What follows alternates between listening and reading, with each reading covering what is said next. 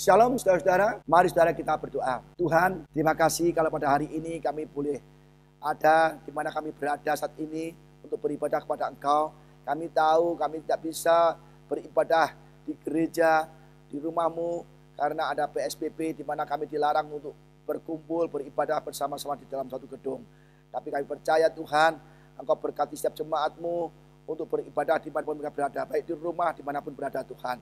Kami percaya biarlah firman-Mu pada hari ini boleh menguatkan setiap jemaat-Mu dalam menghadapi masa-masa sulit.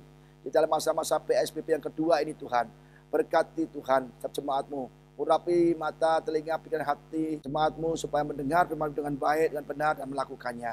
Urapi hamba-Mu, Kau taruh kata-kata, Kau taruh firman dan bibir hamba-Mu Tuhan. Hanya di dalam nama Yesus Kristus yang siap dengar firman Tuhan sama-sama katakan amin. Shalom saudara-saudara. Jemaat GBI Heart of Christ yang dikasihi Tuhan Yesus Kristus. Hari ini kita kembali beribadah secara online. Karena saat ini kita masih di dalam masa PSBB, di mana kita tidak diperbolehkan untuk beribadah di gereja. Tetapi kita tetap harus beribadah untuk memuji, menyembah Tuhan, bahkan dengar firman Tuhan. Ya. Hari ini judul khotbah saya adalah doa. Lanjutan dari yang kemarin, doa orang yang benar. Hari ini kita belajar tentang doa dengan iman. Ya. Doa adalah berkomunikasi dengan Tuhan. Doa adalah bercakap-cakap dengan Tuhan. Doa adalah fellowship dengan Tuhan. Apa arti iman? Ibrani 11 ayat 1. Iman adalah dasar dari segala sesuatu yang kita harapkan dan bukti dari segala sesuatu yang tidak kita lihat. Jadi iman adalah dasar dari segala sesuatu yang kita harapkan. Yang kita harapkan dalam doa-doa kita. Jadi dasarnya adalah iman. Jadi kalau kita berdoa dengan tidak mempunyai dasar iman, maka doa kita sia-sia. Ya, iman itu adalah percaya walaupun kita belum melihat. Kalau orang dunia ya melihat dulu, ya terbukti dulu baru percaya. Tapi orang yang beriman adalah percaya dulu, baru melihat. Ya, jadi beda anak-anak Tuhan dengan orang dunia lain. Sangat kebalikan sekali saudara. Yakobus 5 ayat 16. Demikian firman Tuhan. Doa orang yang benar bila dengan yakin didoakan sangat besar kuasanya. Dalam ayat ini ada 3 bagian yang kita bahas. Yang pertama adalah doa orang yang benar. Dan ini sudah kita bahas minggu lalu. Yang kedua, dengan yakin didoakan. Yaitu berdoa dengan iman. Yang ketiga, sangat besar kuasanya. Jadi kalau minggu lalu kita sudah belajar tentang doa orang yang benar. Apa itu orang benar? Hari ini, minggu ini kita belajar dengan yakin didoakan atau doa dengan iman. Menurut Yakobus, kuasa doa, jawaban doa, yang selain dibutuhkan orang yang benar di hadapan Tuhan, juga diperlukan doa dengan cara yang benar. Yakobus berkata, tidak hanya orang yang benar saja dalam waktu berdoa, tetapi dengan cara yang benar, yaitu dengan iman. Mengapa sangat penting doa dengan iman? Mengapa iman diperlukan di dalam berdoa? Apakah nggak bisa hanya doa saja? Ibrani 11 ayat 6 mengatakan, tetapi tanpa iman tidak mungkin orang berkenan kepada Allah.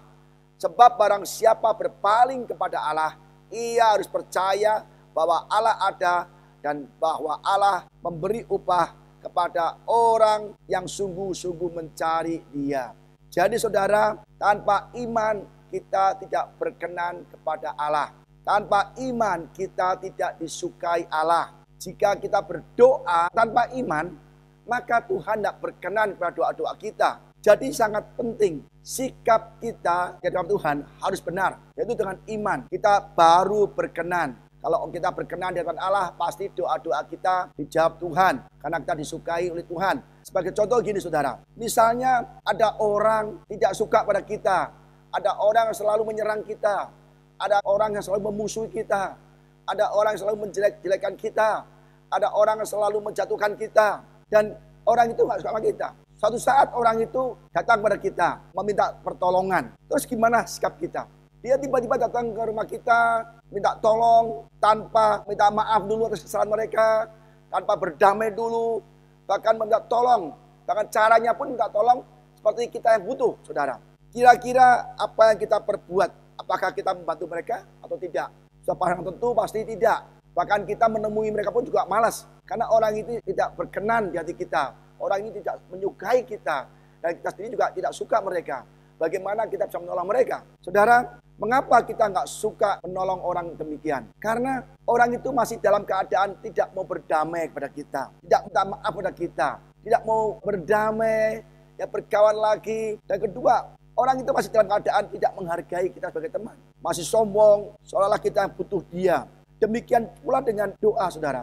Ketika kita berdoa, kita harus berkenan di hati Tuhan. Berdamai dengan Tuhan. Dengan cara apa? Bertobat.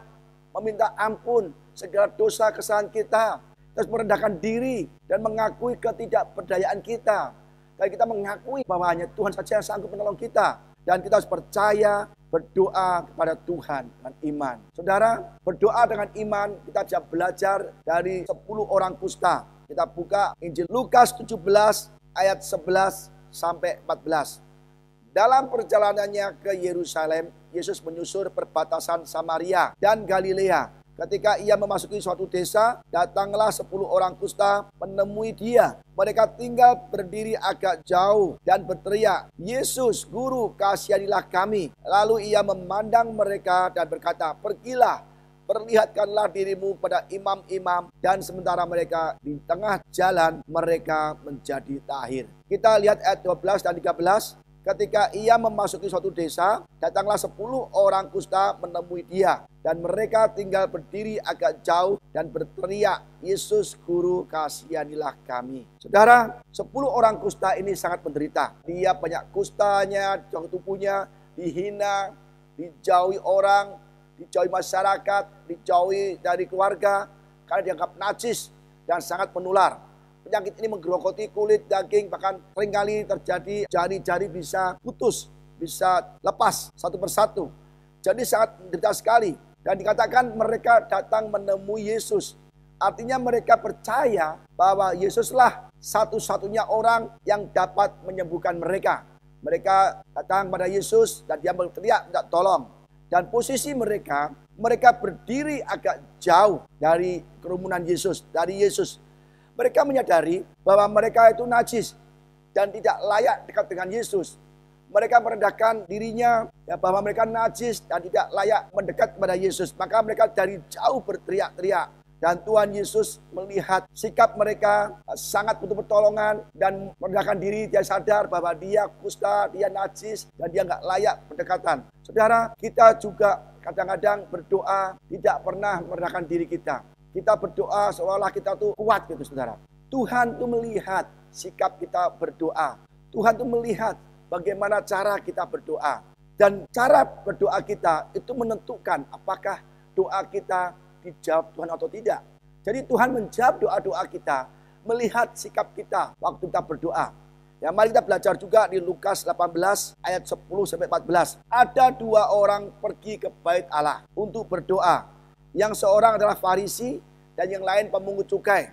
Orang Farisi itu berdiri dan berdoa dalam hatinya begini, "Ya Allah, aku mengucap syukur kepadamu karena aku tidak sama seperti orang lain. Bukan perampok, bukan orang lalim, bukan pezina, dan bukan juga seperti pemungut cukai ini. Aku berpuasa 2 kali seminggu. Aku memberikan 1/10 dari segala penghasilanku." Tetapi pemungut cukai itu berdiri jauh-jauh. Bahkan ia tidak berani menengadah ke langit, melainkan ia memukul dirinya dan berkata, "Ya Allah, kasihanilah aku orang berdosa ini. Aku berkata kepadamu, orang ini pulang ke rumahnya sebagai orang yang dibenarkan Allah. Dan orang lain itu tidak.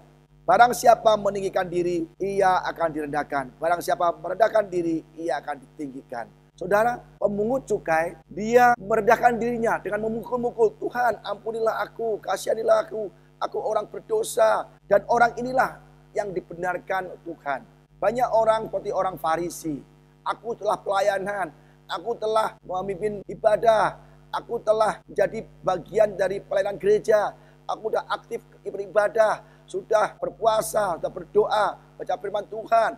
Tidak seperti orang lain, tidak seperti orang itu, tidak seperti orang ini." Saudara, ketika kita berdoa, menyombongkan diri, doa kita tidak didengar Tuhan. 10 orang kusta dengan rendah hatinya dia berteriak-teriak, "Yesus, Guru, kasihanilah kami." Berteriak-teriak artinya dengan segenap hati. Kekuatan mereka berseru-seru dengan penuh pengharapan. Minta pertolongan Tuhan. Seringkali kita berdoa tidak bergairah, saudara. Kita banyak masalah, apalagi ini ada PSBB kedua, masalah keuangan, pekerjaan, sakit penyakit. Kita sangat butuh Tuhan. Tetapi kita nggak bergairah di dalam berdoa. Kita pikir, udahlah, mungkin ini sudah takdir dan nasib. Tuhan mungkin mengizinkan kita tidak disembuhkan, tidak dipulihkan. Saudara, Tuhan selalu ingin memberikan yang terbaik bagi kita. Menyembuhkan, memberkati. Tapi kita acap kali kita tidak setia pada Tuhan. Tidak mau merendahkan diri kita dalam berdoa. Apakah kita sudah berdoa seperti orang kusta berdoa? Yaitu datang kepada Tuhan dengan sungguh-sungguh. Merendahkan diri depan Tuhan. Mengakui kesalahan kita, bertobat. Dan berseru-seru dengan pengharapan. Dan berdoa dengan iman. Walaupun 10 orang kusta ini belum disembuhkan, dia percaya dia telah menerima kesembuhan. Ya, Lukas 17 ayat 14. Demikian firman Tuhan. Lalu ia memandang mereka dan berkata, pergilah, perlihatkanlah dirimu kepada imam-imam. Dan sementara mereka di tengah jalan, mereka menjadi tahir. Saudara, ini iman yang sangat besar. Ketika 10 orang kusta berseru-seru, Tuhan kasihanilah kami, tidak disembuhkan. Apa kata Yesus? Pergilah, tunjukkanlah kepada imam-imam. Untuk apa? Ditunjukkan bahwa kamu sudah sembuh. Sebab orang kusta untuk bisa kembali ke masyarakat harus dilegalisasi oleh imam-imam. Dinyatakan tahir. Dengan diperiksa oleh imam-imam yang teliti. Ternyata sembuh benar baru dikatakan ini tahir. Dan kembali ke masyarakat, kembali ke keluarga. Yesus berkata, tunjukkanlah kepada imam-imam. Orang kusta ini belum tahir, belum sembuh. Tangannya masih kusta, muka masih kusta, tubuh masih kusta. Tetapi mereka itu pergi sesuai yang Tuhan perintahkan. Ketika di tengah jalan mereka disembuhkan. Ketika mereka di tengah jalan menuju ke imam-imam, mereka sadar, mereka wah sembuh, wah engkau sembuh, wah engkau sembuh.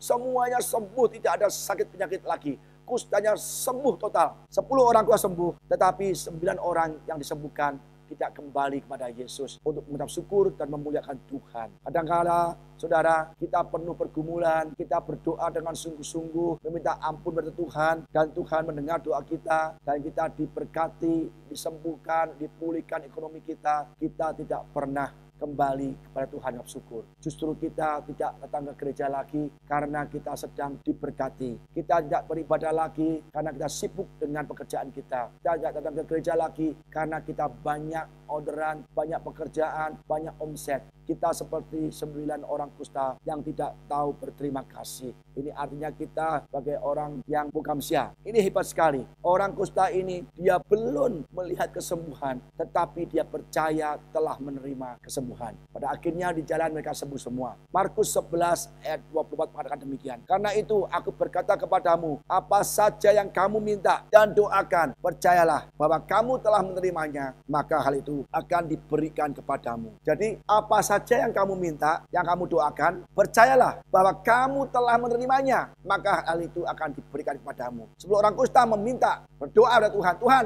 kasihanilah aku. Dan ketika pergilah ke imam-imam, itu belum sembuh. Tapi orang kusta percaya bahwa mereka telah disembuhkan. Dan di tengah jalan mereka diberi kesembuhan oleh Tuhan. Saudara, di saat kita masuk ke PSBB kedua ini, saudara, kita harus percaya di dalam berdoa. Dengan yakin didoakan. Berdoa dengan iman. Dengan sungguh-sungguh, Pak, saya sudah berdoa dengan sungguh-sungguh, saya belum melihat pemulihan, saya belum melihat kesembuhan, saya belum melihat berkat-berkat Tuhan dicurahkan. Saudara, berdoa dengan sungguh-sungguh, dengan iman artinya, ketika sudah berdoa kepada Tuhan, saudara percaya bahwa saudara telah menerima apa yang saudara doakan, maka Tuhan akan memberikan. Percayalah saudara, apapun pergumulan kita, tetap percaya, tetap berdoa. Dan saya percaya jawaban doa saudara sedang menuju saudara. Dan saudara sedang menerima jawaban doa saudara. Jangan menyerah, jangan mengeluh. Tetap semangat beribadah pada Tuhan. Dan terus berdoa sampai mujizat itu nyata. Tuhan Yesus memberkati saudara semua. Amin.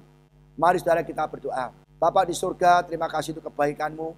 Pada hari ini kami telah belajar firman-Mu tentang berdoa dengan iman. Berdoa dengan iman artinya kita berdoa, kita percaya, kita sudah menerima apa yang kita doakan. Maka Engkau akan berikan kepada kami. Tuhan, kami tidak mau seperti orang dunia. Di mana kami melihat bukti, melihat jawaban doa, baru kita percaya. Tapi kami mau percaya Tuhan pada Engkau. Dan kami percaya Tuhan doa itu akan datang kepada kami. Tuhan berkati setiap jemaat-Mu di GPI Heart of Christ yang sedang memasuki PSBB kedua Tuhan. Mungkin saat ini kami semua sedang mengalami kesulitan-kesulitan, masalah-masalah keuangan, sakit penyakit, keluarga. Tapi kami percaya Tuhan setiap umat-Mu yang mendengarkan firman-Mu pada hari ini dimanapun berada Tuhan. Dan mereka berdoa kepada Engkau dengan sungguh-sungguh. Dan Engkau menjawab doa-doa mereka Tuhan. Berikan Tuhan jemaat-Mu, berikan kami semua iman kepada Engkau yang sungguh-sungguh. Iman yang melakukan, iman yang benar-benar percaya kepada Engkau Tuhan. Bukan hanya karena percaya tapi juga melakukan firman-Mu. Terima kasih Bapak, terima kasih Tuhan Yesus. Engkau berkati setiap jemaat-Mu dan setiap orang yang mendengarkan firman-Mu ini. Jauhkan dari virus corona. Lindungi dengan kuasa darah Yesus. Dimanapun berada Tuhan, Engkau tetap tubuh oleh kuasa darah-Mu.